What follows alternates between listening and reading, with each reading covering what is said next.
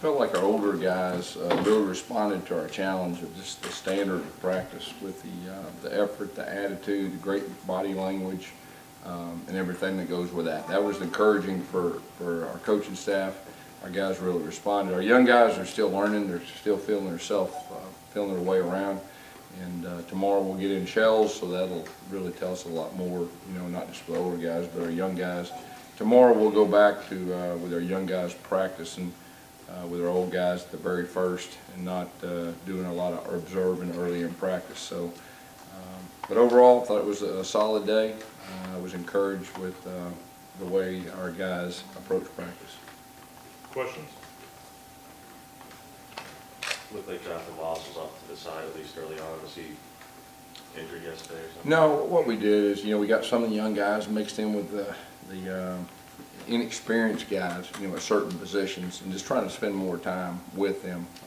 So that's what we did. Focus a little bit more time to give him a better chance to understand his position. So it was nothing negative, it was just strategy as far as reps.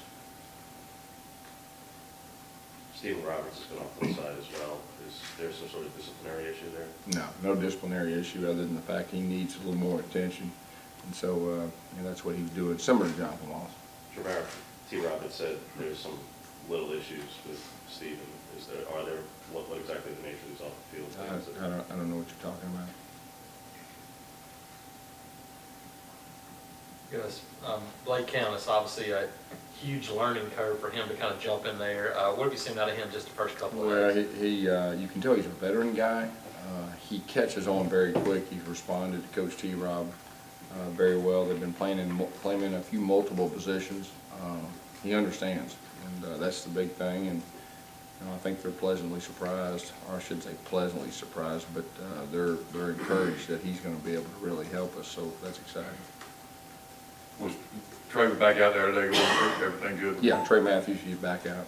Yes. Do you have a strategy, any kind of different strategy for the running backs? How are you going to do that? Well, you know, we've got the three of them that went through spring. Kerryon Johnson, we spent some extra time with him. He's on that young group. We got those four guys, and we're going to, you know, during fall camp for the next 2 weeks, we're going to try to give them somewhat equal reps. We're hoping somebody will really raise up, especially in the scrimmages when they're getting tackled, and have some kind of pecking order going in. The good thing, like I said before, the three older guys, we got some good information. We feel like all of them can run our offense. And then Kerryon's a talented guy, so we'll give him some touches too in these scrimmages and see where he's at. Well, he may even get more than some of the other guys because they had a lot already. He possibly could, along with the other young guys too. You know, we'll have certain parts of our scrimmage that will be young guys oriented, and usually what happens every year is you want to give those guys as much chance as you can to evaluate them to see who can help this year and who's quite not ready. So all the young guys will get quite a few reps, you know, once we get to a scrimmage situation. Yes, how much confidence does it give you that, you know, for some people having a running back competition might be a little bit intimidating, but for 2 straight years you've already faced the situation. So does that give you a little more confidence, like we've already been here and done that? You know, the good thing is we've got options, and we got guys that we feel good about. I think that's the best thing, and you know, you can never have enough running back depth. I mean, we've been fortunate the last 2 years with injuries and very little as far as the running back's concerned, but you can't have enough. Is it even more impressive you guys haven't had injuries considering, you know, with Trey and Cap? I mean, they carried the ball a lot. They sure did, and it was a lot of tough yards, you know, physical yards, downhill yards. So, you know, it says, I believe, a lot about, you know, our strength coach and position coach, and everything goes with it. So. Are there any challenges for a guy like Rudy Ford who went from running back to safety, and now you're probably counting on him to not only play well but be a leader on defense? A little difficult at times, maybe? Well, you know, he's starting to be a veteran guy now, you know, and he's played on that side of the football for, you know, 2 seasons. He started last year, was one of our leading tacklers, and, you know, he went through spring with Coach T-Rob, and they have a lot of confidence in him right now. So I think it's becoming more of habit and more natural. And he could be doing some kick returning for us too. Back to running backs, what specifically are you seeing out of Rock right now? You know, Rock's a little bit bigger than he was. He's put on some weight. He's practiced well, as well as the other running backs have. But he's a little bit bigger, and he's quick. I think you already know that. Do you think that ultimately, at least to start the season, that it can be kind of situational with the backs where obviously Javon is probably better pass protection. You look at him as a third down guy, Rockmore is a dynamic guy in a first or second down situation or something? I think at this point, all the possibilities are options. We'll just have to see. 2 years ago, we rotated 2 or 3 guys until game 4. Last year was a little bit more, we kind of knew going in a little bit more, but it could be specific. We'll just see how it goes. As far as Alex Kozan goes, do you feel like he can come in and be the guy he was 18 months ago against Florida State? With the information we have now, I feel like he can, and I think he'll tell you the same thing. And he knows his body pretty well. He's a great competitor, and so we expect him to come back and be as good as he's been, or better. It's pretty rare to have the graduate transfer, Gus. What was the process and thought process? Obviously, you were thin at quarterback, but yeah. with Blake, just what was the thought process for you going into that, where you're getting a player for basically 8, 9 months? Yeah, I think the big thing was a need, like you said, and then TJ obviously going down in spring.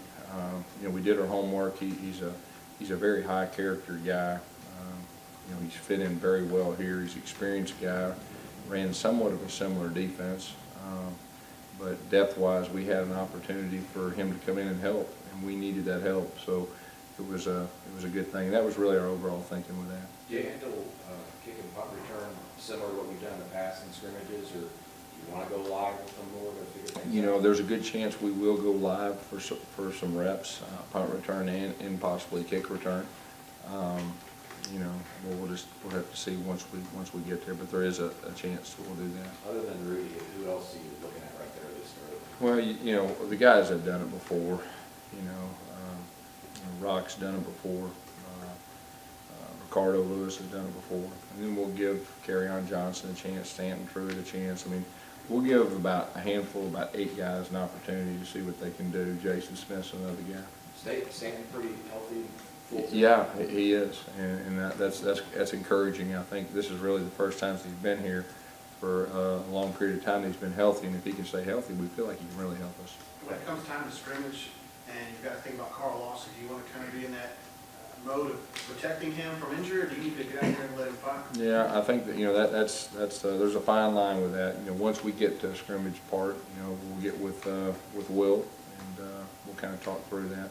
That's a good strategy. Back to the plate for a moment. There's been a lot of discussion about how the coaching staff of Michigan handled their 5th-year seniors and players, and talking players being run off because they're going to go through tryouts. I know you can't speak to that, but when you came in 2012 and 2013, how did you handle your senior class and 5th-year players? How did you handle that?